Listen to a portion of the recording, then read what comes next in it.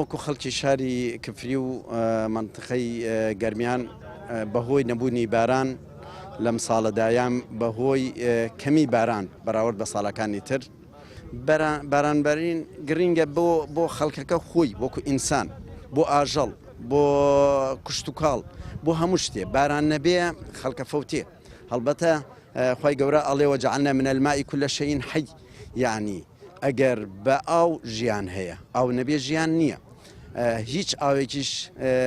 نابێتە جێی ئاوی ڕەحمەتی خوا کە لە ئاسمانەوە دەبەڕێز.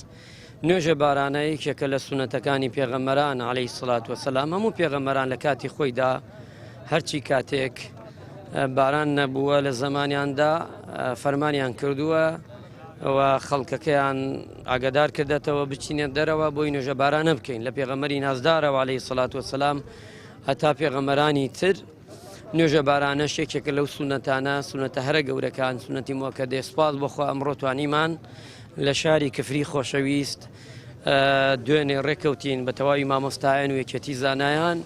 نوێژە بارانە بکەین بە ئومێدی ئەوەی کە بارانی بە ڕەحمەت بارێ بۆ هەموو لایەکمان ئینشاءالله تعالە. وڵای ئەمساڵ هەمومان زانی کە ڕێژەیەکی باران کەم باریوە و ئێمەش هەموو شتێکمانە بێ گۆڕایلی فەرمانەکانی پێغەمبەری خوا و قورئان و فەرمایشتەکانی ڕەسوڵ الله عەلەیهی سڵات وسەلام تا گەڕێگەیەکی ئێمە بگرینە بەر بۆ ئەوەی کەوا ڕەحمەتی خوای پەروەردگار ببارێ و داوا بکەین ئەمە یەکێکە لەو سونەتەکان و هەروەها زۆری ترش ئەوەیەکەوە